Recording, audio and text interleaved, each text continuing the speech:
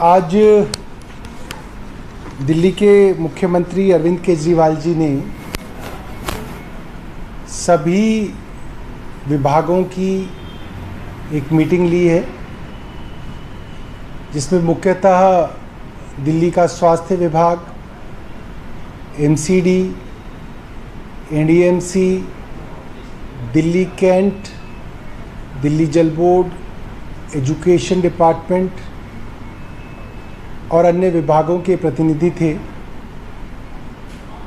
इस साल दिल्ली में देखा गया है कि बारिश जो दिल्ली में अक्सर जुलाई के महीने में शुरू होती थी, इस बार दिल्ली में लगातार अप्रैल, मई, जून तीनों महीनों में बारिश हुई है और जुलाई में तो रिकॉर्ड तोड़ बारिश हुई है। और ये हाल लगभग सभी उत्तर भारत के राज्यों का जुलाई में रहा है, जिस कारण जो ट्रेंड्स आ रहे हैं हमारे पास वो ये आ रहे हैं कि वेक्टर बॉर्न डिजीज़ेस जो हैं, मच्छर जनित बीमारियां जो हैं, उसका ट्रेंड ज़्यादा देखा जा रहा है।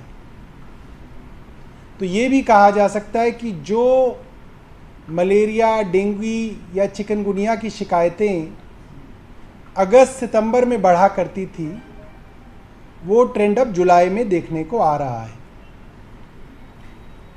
इस विषय में मुख्यमंत्री जी ने सभी विभागों की एक हाई लेवल मीटिंग आज ली, जिसके अंदर सभी डिपार्टमेंट से जानकारी ली गई। सभी डिपार्टमेंट्स को अपने अपने तरीके से कुछ कार्यों को पूरा करने के माइलस्टोन्स और टारगेट्स दिए गए। मुख्यतः डेंगू का बचाव, डेंगू की अवेयरनेस, उसके बारे में जानकारी से ही किया जा सकता है। तो इसके बारे में जितने लोगों को जानकारी हो और वो अपने आप को मच्छरों से बचाएं, इसी से हम डेंगू की रोकथाम कर सकते हैं। ख़ास तौर पे ये मच्छर दिन में काटता है और साफ पानी के अंदर पैदा होता है, यानी कि घरों की छतों पे अगर पानी इकट्ठा हो जाए, घरों के अंदर फूलदान में पानी इकट्ठा हो जाए, टूटे पुराने डब्बों, बर्तनों के अंदर पानी इकट्ठा हो, फ्रिज के नीचे ट्रे में पानी इकट्ठा हो, एसी से गिरता हुआ पानी आपके घर के किसी कोने के अंदर इकट्ठा हो, पुरानी किसी कंस्ट्रक्शन साइट के ऊपर पानी इकट्ठा हो, कोई एबेंडेंड बिल्डिंग हो, जैसे कई जगह इलाकों के अंदर कुछ बिल्डिंग्स होती हैं जो खाली कर देते हैं लोग, उसमें कोई रहता नहीं है मगर उसमें पानी कहीं पे जमा हो जाता है। तो ये वो जगह हैं जहाँ पे अक्सर डेंगू का मच्छर उत्पन्न होता है। इस बार जो हमने इसकी जीनोम सीक्वेंसिंग कराई है कि कौन सा स्ट्रेन है डेंगू का जो इस बार फैल रहा है, तो 20 सैंपल में से 19 सैंपल टाइप 2 डेंगू के हैं। तो इसमें एक बात ऐसी है जिससे थोड़ी पॉजिटिव है, एक बात ऐसी है जो थोड़ी नेगेटिव है। एक तो टाइप 2 जो डेंगू है, इसके अंदर जो है खतरा ज़्यादा रहता है,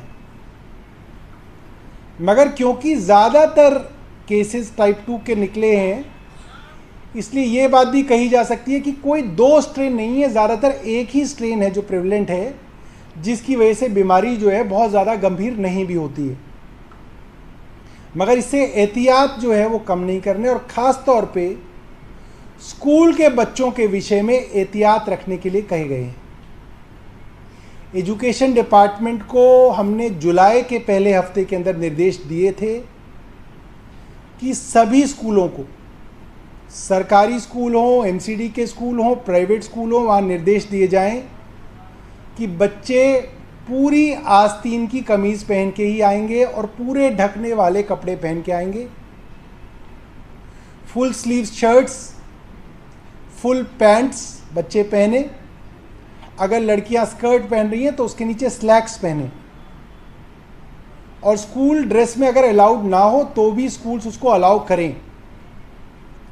अगर किसी बच्चे के पास स्कूल ड्रेस की फुल स्लीव्स की कमीज़ नहीं है तो उसको घर की फुल स्लीव्स की कमीज़ या घर की फुल स्लीव्स की ट्राउज़र अलाउ की जाए, उसको जो है स्कूल वाले रोके ना।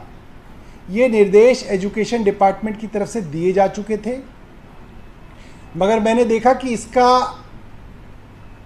पालन नहीं देखा होते हुए। मैंने देख रहा हूँ सुबह सुबह बहुत सारे बच्चे जो स्कूल में जा रहे हैं वो शॉर्ट्स पहन के जा रहे हैं, हाफ शर्ट्स पहन के जा रहे हैं। इसका मतलब स्कूलों को अभी तक निर्देश सख्ती से पालन करने के लिए नहीं कहा गया है। तो मुख्यमंत्री जी ने कहा है डायरेक्टर एजुकेशन को कि आप इसको इंश्योर कीजिए। डायरेक्टर एजुकेशन ने कहा है उसको तुरंत कराएंगे। डेंगी होमवर्क सब स्कूलों में बच्चों को दिया जाएगा। एक तरीके की एक डेंगी की रिपोर्ट कार्ड बच्चों को दी जाएगी कि आप अपने घर में जाएं, एक हफ्ते अपने घर के अंदर चेक करें कहीं पे कोई पानी तो नहीं जमा हो रहा, उस रिपोर्ट कार्ड को भरें और अगले हफ्ते स्कूल में जमा करें। अगले हफ्ते स्कूल के टीचर उसको चेक करें और उसके फिर अगले हफ्ते दोबारा रिपोर्ट कार्ड दी जाए कि अब आप दोबारा अपने घर में इसको चेक करें। ये रिपोर्ट कार्ड सब बच्चों के लिए, चाहे वो गवर्नमेंट स्कूल हो, एमसीडी स्कूल हो, प्राइवेट स्कूल हो, सबके लिए अनिवार्य है। तो एजुकेशन डिपार्टमेंट को निर्देश दिए गए हैं कि इसको सख्ती से इसका पालन कराया जाए। हेल्थ डिपार्टमेंट को मुख्यमंत्री जी ने आदेश दिए हैं कि वे अपने यहाँ डेंगी के लिए अलग से बेड्स रिजर्व करें। डेंगी की दवाई पैरासीटामोल वो उपलब्ध हो अस्पतालों में, डिस्पेंसरीज में, मोहल्ला क्लिनिक्स में, वो इंश्योर किया जाए। सभी केमिस्ट्स और इस तरीके के अस्पतालों को भी एडवाइजरी दी गई है कि बुखार आदि के अंदर एस्प्रिन, डिस्प्रिन, इस तरीके की इबोफ्रेन, इस तरीके की दवाइयाँ ना दी जाएं, क्योंकि इससे खून पतला होता है और इससे डेंगी और ज़्यादा नुकसान करता है। तो लोग अपने आप को खुद दवाई ना लें। अगर आपको बुखार है तो डॉक्टर की सलाह से ही दवाई लें और सेफेस्ट पैरासीटामोल ही लें। अपने हिसाब से खुद अपना उपचार ना करें, वो आपके लिए हानिकारक हो सकता है। अस्पतालों को ज़ीरो टॉलरेंस जोन डिक्लेयर किया गया है ताकि वहाँ पे किसी भी तरीके की ब्रीडिंग जो है वो ना देखी जाए। अलग अलग विभागों को निर्देश दिए गए हैं कि उनको क्या क्या काम करने हैं। हेल्थ डिपार्टमेंट को कहा गया है कि वो रोज़ कितने लोगों को डेंगू पॉजिटिव पाया जा रहा है इसकी सूचना मीडिया के ज़रिए लोगों को तक पहुँचे, ताकि लोग अवेयर रहें। लोगों को ऐसा ना लगे नहीं डेंगू तो नहीं फैल रहा है, हमें क्या ज़रूरत है एहतियात करने की। ये जानकारी मीडिया के ज़रिए लोगों को पहुँचाई जाएगी। एमसीडी से कहा गया है कि वो इंश्योर करें कि उनके डोमेस्टिक ब्रीडिंग चेकर्स डीबीसीज जो हैं, एक एक घर में जाके चेक करें कि वहाँ पे ब्रीडिंग तो नहीं हो रही, मच्छर तो नहीं पनप रहे, और अगर कोई पाया जाता है तो उसको चालान करें। चालान का पैसा भी बढ़ा दिया गया है। अगर किसी के घर में ब्रीडिंग पाई गई तो 1000 रुपये का चालान किया जाएगा, और अगर किसी के कमर्शियल एस्टेब्लिशमेंट में पाया जाएगा तो 5000 रुपये का चालान किया जाएगा। 1031 जो हेल्पलाइन थी, जो कोरोना की, जो दिल्ली सरकार की हेल्पलाइन थी, जिसमें कोरोना के विषय में सबसे पहले नंबर पे आता था, अब उसको बदल के डेंगू और कोरोना कर दिया जाएगा, ताकि अगर डेंगू भी किसी को है, बुखार किसी को है, तो वो इस हेल्पलाइन पे फ़ोन करके डॉक्टर से भी बात कर सकता है और अन्य जानकारी भी ले सकता है। 24/7 कंट्रोल रूम जल्द ही हम लोग सेटअप कर लेंगे। अवेलेबिलिटी ऑफ पैरासीटामोल आईवी और ओरल, उसके लिए कहा गया है। आशा वर्कर्स को भी सरकार इसके अंदर इन्वॉल्व करेगी। करीब 3000 आशा वर्कर्स हैं दिल्ली के अंदर, इनको भी अपने अपने एरिया की जिम्मेदारी दी जाएगी ताकि ये देखें कि इस तरीके से कहीं पे डेंगू फैल तो नहीं रहा, कहीं पे मच्छर तो नहीं पनप रहे।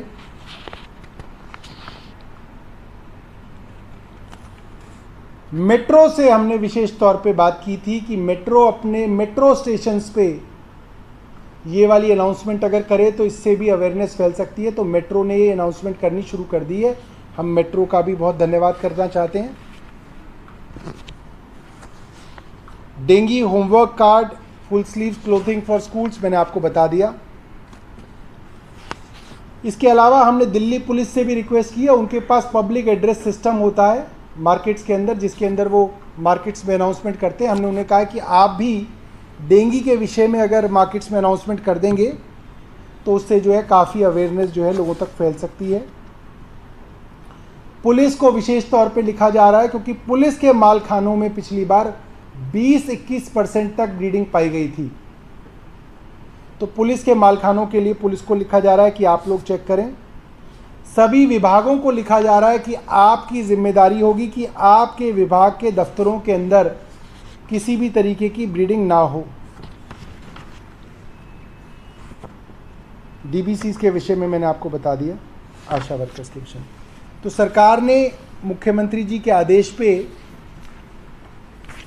और मुख्यमंत्री जी की इस मीटिंग के अंदर कई सारे फैसले लिए हैं और उन फैसलों को अमली जामा पहनाने के लिए हेल्थ डिपार्टमेंट की तरफ से लगातार हम लोग फॉलोअप मीटिंग्स करेंगे। मेरी मीडिया के बंधुओं से भी ये निवेदन रहेगा, ख़ास तौर पे रेडियो चैनल्स से, अखबारों से, टेलीविज़न के एंकर्स से, न्यूज़ रीडर्स से, कि वे भी अपने अपने लेवल पे लोगों के अंदर इसको लेके जागरूकता फैलाएं। अगर वहाँ जागरूकता फैलेगी और लोग मच्छर को पनपने नहीं देंगे तो बहुत हद तक जो है हम डेंगू को काबू कर सकते हैं। आपके पास कोई प्रश्न है तो आप पूछ सकते हैं। मोहल्ला क्लिनिक्स और डिस्पेंसरीज को ख़ास तौर पे हमारी तरफ से डायरेक्शंस गई हैं कि अवेलेबिलिटी ऑफ मेडिसिन्स इंश्योर की जाए और बुखार के मरीज़ों पे खास ध्यान दें। उसको साधारण बुखार समझ के टाले ना, उसको डायग्नोसिस करें। अगर उसके अंदर डेंगू का कोई भी आपको लक्षण लगता है तो उसको टेस्ट करवाएं। डेंगू का टेस्ट मोहल्ला क्लिनिक्स की फ्री टेस्ट की लिस्ट के अंदर उपलब्ध है और वो मोहल्ला क्लिनिक्स और डिस्पेंसरीज द्वारा मुफ्त किया जा सकता है। तो अब जी आई फ्लू के मामले देखने को मिले थे बाढ़ के बाद, उसको लेकर कुछ सरकार की तरफ से? आई फ्लू के लिए सरकार ने एडवाइजरी जो है जारी की है और जो भी बाढ़ग्रस्त एरिया थे वहाँ पे पिछले 2-1 हफ्ते से आई फ्लू के केसेस बढ़ते हुए दिख रहे हैं। ये इस मौसम में जनरली जो है हाई ह्यूमिडिटी के अंदर ये सब दिखते हैं। और कोई सवाल? सर ये अभी स्थिति क्या है डेंगू की दिल्ली में, क्या केसेस हैं? अभी दिल्ली के अंदर जो डेंगू के केसेस हैं वो एमसीडी द्वारा इकट्ठा किया जाता है उसको। तो अगर कंपैरिजन हम पिछले साल के मुकाबले देखें तो जुलाई में 2021 में 16 केसेस थे, जुलाई में 2022 में 26 केसेस थे, जुलाई में 2023 में 65 केसेस आ चुके हैं। तो ट्रेंड अपवर्ड है, राइजिंग है। और इसका मेन मुख्य कारण ये है कि बरसात जो है दिल्ली में ज़्यादा भी हुई है और काफ़ी पहले से भी हो रही है। जो केसेस हमारे पास आए हैं उसके अंदर बहुत सारे केसेस बताए जाते हैं कि वो दूसरे आसपास के पड़ोसी राज्यों के भी हैं, मगर वो अगर पड़ोस में भी डेंगू के केसेस बढ़ते हैं तो इसका मतलब ये है दिल्ली में भी वो केसेस बढ़ेंगे, क्योंकि जनरली जो है पूरे नॉर्थ इंडिया का सिमिलर ट्रेंड होता है। कई बार डायग्नोसिस दिल्ली के अंदर ज़्यादा होता है क्योंकि दिल्ली में टेस्ट वगैरह की फैसिलिटी जो है वो मुफ्त में उपलब्ध रहती है, मगर मुझे लगता है कि दिल्ली सरकार जो है इसके लिए जो है चौकन्ना रहना चाहेगी और हम अपने सारे मेडिकल सिस्टम को भी हाई अलर्ट पे करेंगे। एडमिट केसेस आ रहे हैं उसमें क्या हॉस्पिटलाइजेशन की नीड हो रही है पेशेंट्स को या अभी नहीं? अभी हॉस्पिटलाइजेशन की नीड नहीं दिख रही है, ये एक अच्छी बात है, मगर हमने हॉस्पिटल्स के अंदर बेड रिजर्व्स करने के लिए जो है डायरेक्शंस दे दी हैं।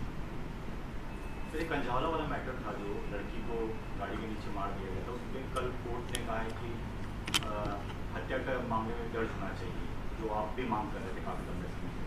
इस मैटर में आप क्या कहेंगे? देखिए, दिल्ली पुलिस के उस समय के वहाँ के डीसीपी ने जिस तरीके से अगले ही दिन उस कार चलाने वाले लोगों को क्लीन चिट दी, वो संदेह के घेरे में थी। ये बात कोई भी आदमी नहीं मान सकता कि किसी गाड़ी के नीचे 20 किलोमीटर तक लाश घसीटी जाए और गाड़ी चलाने वाले और गाड़ी में बैठे हुए लोगों को ना पता चले। अंततः इन्वेस्टिगेशन में ये बात साबित हुई कि गाड़ी के अंदर बैठे हुए लोगों को मालूम था।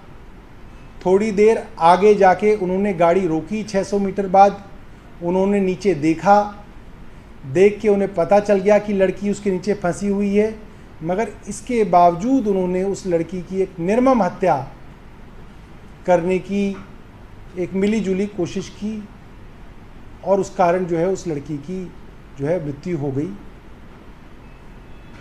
हमें कोर्ट से आशा है कि कोर्ट जो है इसके अंदर इंसाफ करेगा, मगर जिस तरीके से उस लड़की के चरित्र को, उस लड़की की मृत्यु के बाद भी उसके चरित्र की हत्या करने की कोशिश पुलिस द्वारा की गई, वो बहुत ही शर्मनाक था। पुलिस को और पुलिस के अफसरों को इस सब चीज़ों के अंदर शामिल नहीं होना चाहिए था। फैमिली ये कह रही है कि सरकार ने जो मदद की बात कही थी, उसमें नौकरी की देने की बात की थी, बच्चों को पढ़ाने की बात की थी, वो अब तक दिल्ली सरकार पूरा नहीं कर पाई है। इस पर क्या? देखिए, नौकरी का तो आपको मालूम ही है, सर्विसेज का मामला है और फिलहाल दिल्ली सरकार के पास वो पावर नहीं है। जैसे ही सरकार के पास सर्विसेज आएगा उसको भी हम पूरा करेंगे, और जहाँ तक पढ़ाई का है, अगर वो हमारे लोकल रिप्रेजेंटेटिव से मिल लेंगे तो वो भी कराएंगे। दिल्ली सरकार का तो पढ़ाई जो है हमारे मुफ्त ही है। दिल्ली में क्राइम लगातार बढ़ रहा है। कल रात को एक महिला को मारा गया, सुबह भी औरबिंदो कॉलेज के सामने एक लड़की को रॉड से पीट कर मार डाला गया। देखिए, इसका कारण ये है कि दिल्ली की जो पुलिस है वो देश की सबसे अच्छी पुलिस है, मगर दिल्ली के पुलिस थानों में पुलिस है ही नहीं।